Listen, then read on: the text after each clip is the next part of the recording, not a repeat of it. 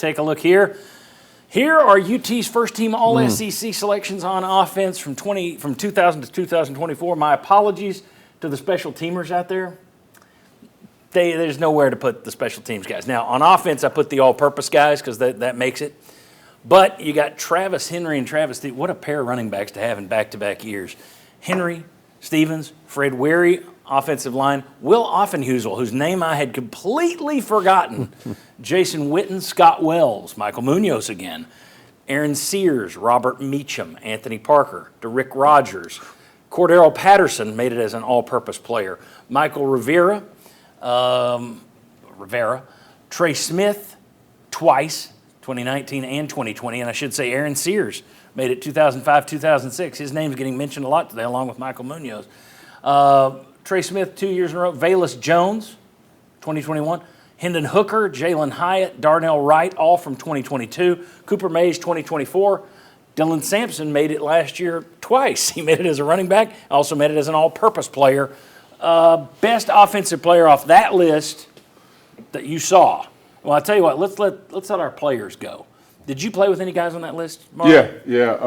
DeRick Rogers, Patterson, Michael Rivera. Let's put the list back up. Okay, that was a big surprise. Can we put the list back up, Connor, if we could? We'll just bounce back and forth with that. Okay, so those are the three you played for in 2011 and 2012.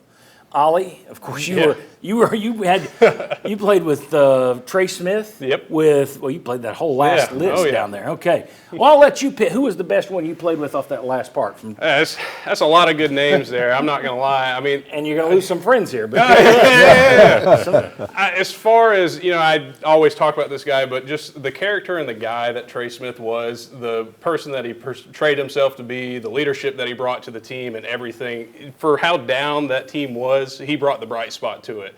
And that's why he was one of the best offensive players that I've ever been around. And then as far as just a great guy, a great leader, Hendon Hooker was just an amazing quarterback to play for. I mean, as an offensive lineman, you want to love your quarterback. And I loved playing for Hendon Hooker. I loved being able to protect him every time because I knew he was going to take care of me. And that's what you need as an offensive lineman to know at the end of the day, yes, I'm helping you, but, hey, my quarterback needs to take care of me as well.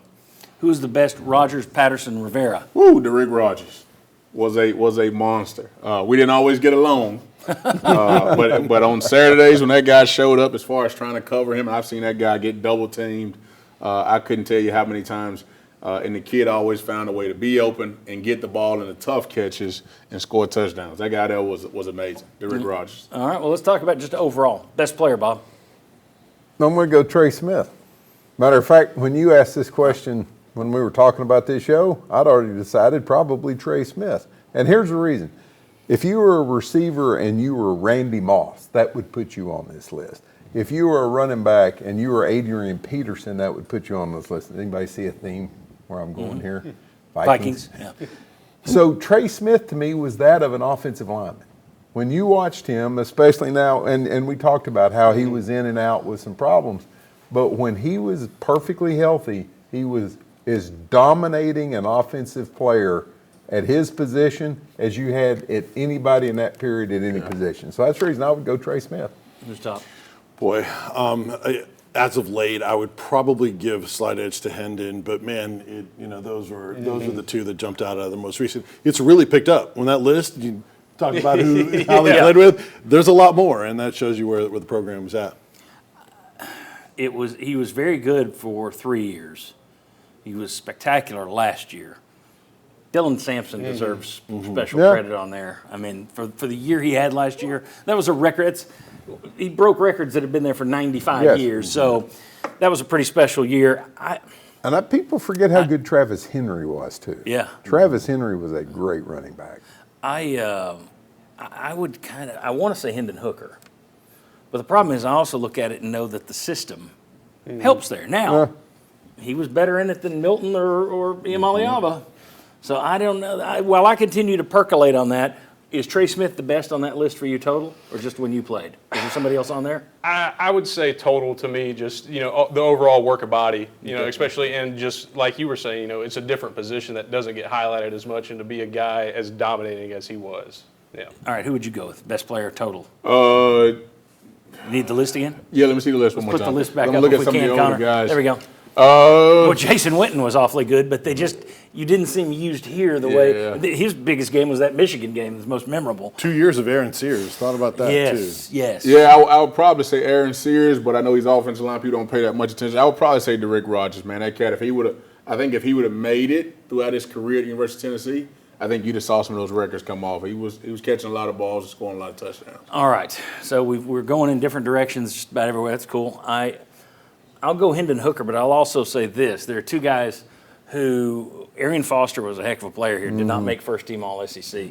I probably would have gone with because I thought he carried the team. I mean, Alvin Kamara, not on there. Jalen Hurd, who people hate him, but Jalen Hurd was awfully good for a long time. Josh Dobbs. Josh Dobbs is the guy. Josh Dobbs is the guy I would have gone with, but he didn't make the first team All-SEC. And Josh Dobbs was who, once again, we were having a conversation. I thought, okay, there's going to be another one of my choices. And then eliminated. He would have been, I think if we can go off the board, and let's just do that. I make the show, so yeah, I'll just say we're going off the board now. We made our picks from that. I'm going Josh Dobbs. He was the most one-man band I've seen over there. Now, you had talent around him, but still, if you'd taken him off the field, I don't think you're anywhere near as good as you were. You didn't win 18 games in 2 years without Josh Dobbs. Yeah. He was electric as a player. Made something out of nothing more than anybody else. He could somehow twist his body to be this wide, and if there's two defenders closing, he would slide through it like liquid. It was unbelievable. Yeah. He was like the Terminator in T2. Exactly. So are we all in agreement on Josh Dobbs then if we go off the list? If I go off the list, You're going to make it. The answer is yes. Bob. Trey Smith was such Okay, a well, great we're not player. going off the list. Okay. But I would say Josh Dobbs would be my number 2. Okay. Dobbs, yeah. Okay. Off the list, Dobbs, yeah. Okay. Would you go off the list or you stay with Trey Smith? I'd go off the list with Dobbs, but I'd also throw you one more name. I feel like Juwan Jennings could be thrown in there as well. Not a name that was on the All-American board, but just a guy that had energy, presence, and had the undetermined will that he was never going to get tackled. I mean, that's a guy that kind of changed some games for us as well.